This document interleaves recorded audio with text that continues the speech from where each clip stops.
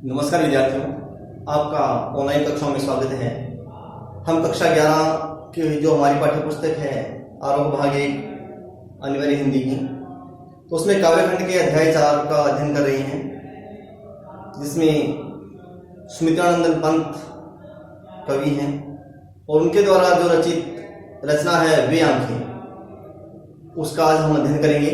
उसका भाग 1 वे आंखें। अब इसमें आंखों पर आधारित जो है, आंखों से किसी भी बात को बिना कहीं भी कहा जा सकता है और आंखें जो है हर प्रकार के भाव बता देती हैं, चाहे खुशी है चाहे दुख हो, है ना। तो इस प्रकार से आंखें ही एक सच्चा दर्पण कह सकते हैं मनुष्य की हैं, जो हर प्रकार से भावों को प्रकट करती हैं। तो इसमें भी कवि ने वे आंखें, अब ये क्यों रखा है शीर्षक, क्योंकि इसमें किसान जो है उसकी आंखों के अंदर किस प्रकार से वेदना जो है, जो पीड़ा है वो मुखरित होती है, उसी का वर्णन इसमें कवि ने किया है। तो पहले हम कवि का थोड़ा परिचय जो है वो पढ़ लेते हैं कि कवि ने का जन्म कब हुआ, उनकी शिक्षा कहाँ तक हुई, उन्होंने कौन सी रचनाएं रची है ना। तो पहले जानते हैं अपने का परिचय कि कवि परिचय में प्रकृति के सुकुमार कवि सुमित्रानंदन पंत का जन्म 20 मई सन 1900 में अल्मोड़ा के निकट कोसानी गांव में हुआ था। अब कोसानी जो है अत्यंत ही मनोरम दृश्य है, जो गांव है बहुत ही सुंदर जो दृश्य है वहां पे है, प्राकृतिक जो छटाई हैं, जो पहाड़ हैं, तो उनकी जो दशा है, जो अपने कह सकते दृश्य जो है अत्यंत ही मनोहारी है, मन को आकर्षित करने वाला है। अल्मोड़ा के निकट कोसानी गांव नामक गांव में इनका जन्म हुआ था 20 मई सन 1900 को, और ये प्रकृति के सुकुमार कवि के रूप में जाने जाते हैं। जन्म के समय के कुछ समय बाद ही इनकी माता श्री स्वर्ग सिधार गई थी। इनका प्रारंभिक जीवन अपने दादा दादी की वात्सल्य छाया में व्यतीत हुआ। इनका प्रारंभिक नाम गोसाई दत्त था, जिसे इन्होंने बदलकर सुमित्रानंदन पंत रख लिया था। अब बाल्यावस्था में, इनकी छोटी अवस्था में ही इनकी माता का स्वर्गवास हो गया और ये प्रकृति के अत्यंत निकट रहे, प्रकृति में ही अपनी माँ का जो है अनुभव करते थे। तो इस कारण से इन्होंने प्रकृति को ही अपनी जो रचनाएं हैं उनका विषय बना लिया और इसी कारण से इनको प्रकृति का सुकुमार कवि भी कहा जाता है। इसके बाद यह आगे, इनकी जो प्रारंभिक शिक्षा अल्मोड़ा में हुई थी, इसके बाद यह आगे पढ़ने के लिए अपने मंझले भाई के साथ बनारस और इलाहाबाद चले गए। वहां पर उच्च शिक्षा प्राप्त कर युवा होते ही ये महात्मा गांधी के असहयोग आंदोलन में से प्रभावित हुए और इस कारण इन्होंने पढ़ाई जो बीच में छोड़ दी और स्वतंत्रता प्राप्ति के बाद ये स्वतंत्र लेखन करते रहे और स्वतंत्र लेखन करते रहे। इस कारण ये सन 1956 में ऑल इंडिया रेडियो के परामर्शदाता के पद पर नियुक्त हुए और सन 1957 तक वे प्रत्यक्ष रूप से रेडियो से जुड़े रहे। प्रत्यक्ष मतलब बिल्कुल सीधे रूप से रेडियो से 1957 तक जुड़े रहे थे। यह 7 वर्ष की अल्पायु से ही कविता की रचना करने लगे थे। अब क्योंकि इनकी माता का देहांत हो चुका था बाल्यावस्था में, छोटी अवस्था में ही, और प्रकृति के अत्यंत निकट रहे ये और प्रकृति के अंदर ही आसपास का जो वातावरण था उसके अंदर अपनी माता की जो अनुभूति करते थे और उन्हें जो है धीरे धीरे वो शब्दबद्ध करने लगे। तो छोटी अवस्था में ही, अल्पायु में ही, 7 वर्ष के अल्पायु में ही ये कविता रचने लगे थे। इनकी पहली रचना सन 1916 में सामने आई। इनके द्वारा रचित काव्य में कल्पना भावों की सुकुमारता के दर्शन होते हैं।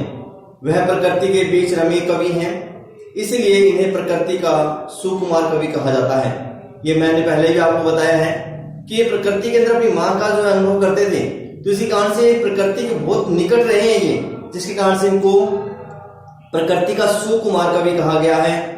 सरस्वती के महान पुजारी ने 28 दिसंबर सन 1977 को इस धरा से अपना भौतिक संबंध त्याग दिया। कहने का भाव ये है कि 28 दिसंबर सन 1970 को ये स्वर्ग सिधार गए, तो इनका देहांत हो गया। तो इस प्रकार से सुमित्रानंदन पंत जो है अत्यंत ही प्रकृति के निकट रहने के कारण से प्रकृति के सुकुमार कवि के रूप में जाने जाते हैं और इनकी जो प्रमुख रचनाएं हैं, तो इन्होंने विविध विधाओं में रचनाएं लिखी हैं और प्रमुख जो कृतियां हैं वो है वीणा, ग्रंथि, पल्लव, गुंजन, युगवाणी, ग्राम्य, चिदंबरा, उत्तरा, स्वर्ण किरण, कला और बूढ़ा चांद, लोकायतन, ये हैं इनकी प्रमुख रचनाएं। और पंत जी बहुमुखी प्रतिभा के धनी थे, हर प्रकार की विधाओं में ये पारंगत थे। तो ये हैं सुमित्रानंद पंत, जिनका जीवन परिचय हमने थोड़ा सा जिस पे चर्चा की है। अब हम इनके द्वारा जो रचित रचना है वे आंखें, जो कि हमारे पाठ्यक्रम में संकलित है, जिसका आज हम अध्ययन कर रहे हैं। और इसमें एक किसान की जो मार्मिक जो दशा है, किसान की जो दयनीय दशा है, तो उसका जो चित्रण इसमें कवि ने किया है। और कवि कहता है कि अगर जब मैं किसान की आंखों की तरफ देखता हूं तो मुझे भय बना रहता है, डर सा लगता है। अब डर सा क्यों रहता है, तो उसी का अध्ययन हम जो है इसमें करेंगे कि कवि जो है किसान की आंखों के माध्यम से हमें क्या बताना चाहता है, कि किस प्रकार से वो पीड़ित है, क्या वेदनाएं हैं, वो सभी वेदनाएं इसमें प्रकट करने का प्रयास कवि का द्वारा किया गया है। तो चलते हैं, हम अध्ययन करते हैं। सुमित्रानंद पंत द्वारा रचित उनकी रचना वे आंखें। अंधकार की गुहा सरीखी उन आंखों से डरता है मन, भरा दूर तक उनमें दारुण, देने दुख का नीरव रोदन। अब कवि इसमें कहता है कि अंधकार की गुहा सरीखी, अब गुहा का मतलब होता है गुफा। अब ये जो गुहा शब्द है ये गुफा को कहते हैं। अब अंधकार की गुहा सरीखी, अंधकार की गुफा के समान जो आंखें हैं, किसान की जो आंखें हैं, जो अत्यंत दुखी है, पीड़ित है, उन आंखों से डरता है मन। और उन आंखों को देखकर जो मेरा मन है वो भयभीत हो जाता है। न जाने कितना ही उनके अंदर वेदना, जो दुख है वो समाया हुआ है, जिसको मैं देख नहीं सकता हूं। मैं अत्यंत ही भयभीत हो गया हूं, डर जाता हूं। भरा दूर कर उनमें दारुण, देने दुख का नीरव रोदन। अब कवि इसमें कहता है कि भरा दूर तक, अब आंखें जो है वो गुफा के समान बताती हैं कि अंधकार, अंधकार मतलब जहां पे किसी प्रकार की कोई खुशी, जो आनंद का भाव दिखाई नहीं देता, बल्कि चारों ओर विपत्तियां, जो कह सकते हैं कि हर प्रकार की जो वेदनाएं हैं, जो पीड़ाएं हैं, वो ही हमें आंखों में दिखाई देती हैं। तो भरा दूर तक उनमें दारुण, देने दुख का नीरव रोदन। दारुण कहते हैं दैत्य के समान कह सकते हैं। दीनता का जो दुख है वो विशालता लिए हुए हैं, और हर प्रकार से उनकी आंखों के अंदर वह दुख बसा हुआ है। और दुख के कारण से उनकी आंखें चुपचाप रोकती रहती हैं, अर्थात वे अपनी जो व्यथा है किसी को बताती नहीं है। अब आप किसान को देखना कभी भी, है ना, तो उनकी आंखों में इस प्रकार की वेदना, जो पीड़ा है वो छलकती रहती है। वह स्वाधीन किसान रहा, अभिमान भरा आंखों में इसका, छोड़ उसे मझधार आज, संसार का गार सदृश बहस खिसका। अब कवि इसमें कहता है कि किसान की स्थिति कैसी थी पहले और अब क्या स्थिति हो गई है। अब विपत्ति के समय कोई किसी का साथ नहीं देता है, तो उसी भाव को इसके अंदर लक्षित करने का प्रयास किया गया है। वह स्वाधीन किसान रहा, पहले जो वह किसान था वह स्वाधीन था, अपने अधीन था, अपने खेतों का स्वयं वो मालिक था। अभिमान भरा आंखों में इसका, जिसके कारण से उसके आंखों के अंदर अभिमान जो है, गर्व की भावना जो है वो भरी रहती थी कि वह अपने खेतों का स्वयं मालिक है। ऐसा जो भाव है वो सदा ही उसकी आंखों में चमकता दिखाई देता था, और जिसके कारण से उसकी आंखों में प्रसन्नता का जो भाव है वो लक्षित होता था। लेकिन बाद में क्या हुआ, छोड़ उसे मझधार आज, संसार का गार सदृश बहस खिसका। लेकिन आज जो है उसके पास में वह सब खेत नहीं है। आज वह स्वयं जो एक मजदूर के समान, एक पीड़ित के समान दिखाई दे रहा है। छोड़ उसे मझधार आज जो है जिस प्रकार से मझधार में कोई डूब जाता है तो उसका साथ कोई नहीं देता, उसी प्रकार से संसार के अंदर विपत्ति रूपी जो मझधार है, यानी कि जो कठिनाइयां उस पर आई हैं, तो उसमें उसका साथ देने वाला कोई नहीं है। और कवि कहता है कि जिस प्रकार से नदी के अंदर कोई डूब रहा है, पास में किनारा है, लेकिन किनारा कभी उसको बचाने के लिए नहीं जाता, उसी प्रकार से यह संसार जो है, संसार में विपत्तियों में वह डूब चुका है, लेकिन संसार में कोई भी ऐसा नहीं है कि जो उसको इस विपत्ति से उभार सके, दूर कर सके। तो यह इसे भाव बताया गया है। लहराते हुए खेत दृगों में हुआ बेदखल वह अब जिनसे, हंसती थी उसके जीवन की हरियाली जिनके तिन तिन से। अब कवि इसमें कहता है कि जो खेत हैं उनकी आंखों में, अब किसान का जो जीवन है वो खेतों में ही प्रारंभ होता है और खेतों में ही समाप्त हो जाता है। अंतिम श्वास तक वो खेतों में ही काम करता है और खेतों में ही अपने जो जीवन की अनुभूति करता रहता है। उसी भाव को इसमें बताने का प्रयास किया गया है।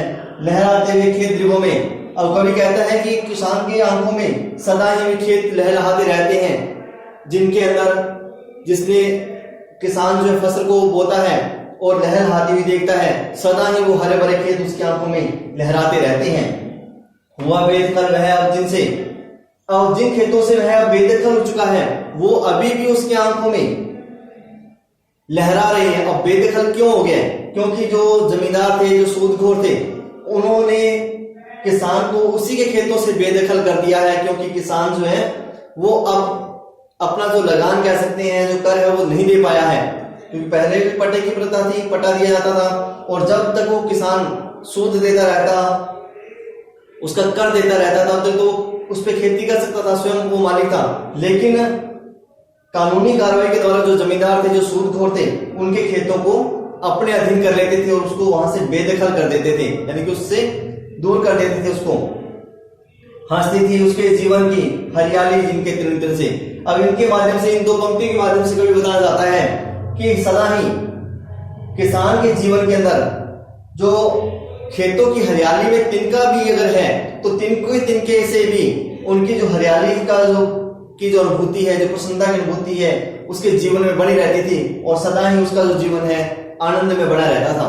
लेकिन अब क्या हो रहा है, देखिए आगे, आंखों ही में घुमा करता वह उसकी आंखों का तारा, कारकुनों की लाठी से जो गया जवानी ही में मारा। अब देखिए किस प्रकार से स्थिति हो गई है किसान की। एक तरफ तो उसकी जो जमीन है, वो जो सूदखोर थे, जो जमींदार थे, उसने छीन ली है।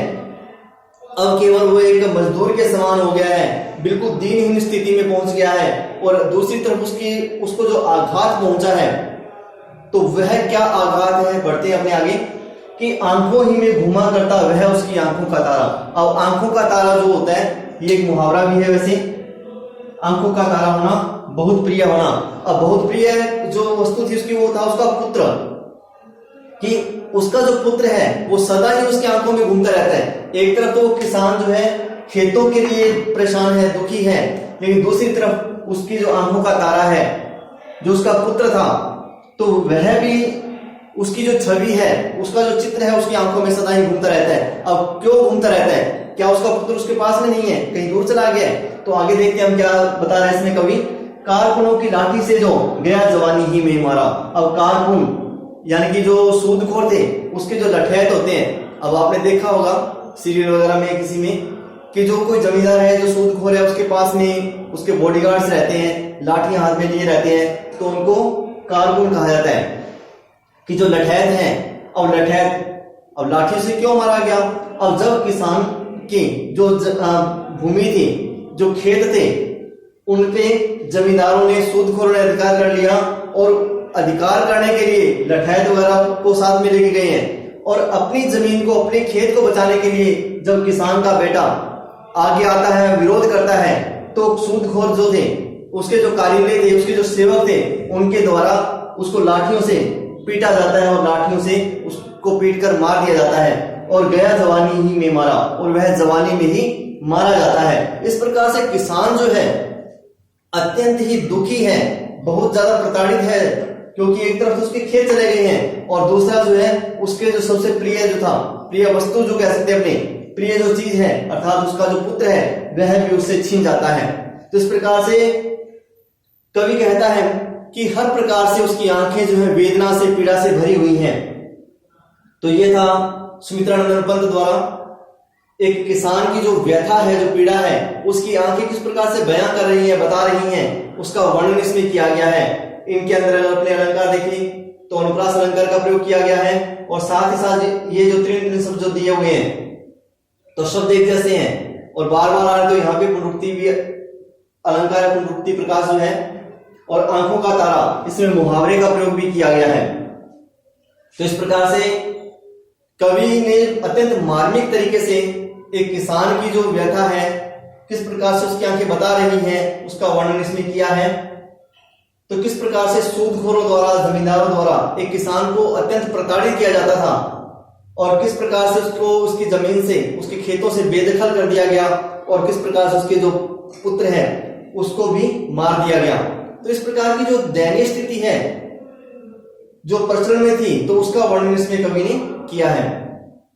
तो पढ़ा है हमने सुमित्रा नंदन पंत द्वारा रचित जो रचना है उनकी वे आंखें, उसके भाग 1 का हमने अध्ययन किया है। और आगे भी जो भाग और हैं जो हम पढ़ेंगे आगे, भाग 2, और उसमें भी इसी प्रकार की वेदना जो है उसका वर्णन कवि ने किया है। अर्थात ये जो वे आंखें हैं, अब किसान की आंखों को संबोधित करते हुए कहा गया है कि किसान की जो आंखें हर प्रकार की पीड़ा को अपने अंदर समाहित किए हुए हैं, और उसकी आंखों में झांकने पर ही हमें उसके दुख की जो भाव है वो प्रकट होते हुए दिखाई देते हैं। तो ये था सुमित्रा नंदन पंत द्वारा रचित रचना का कुछ भाग जो आज हमने पढ़ा है। आशा है कि आपको ये अच्छे से समझ में आया होगा। धन्यवाद।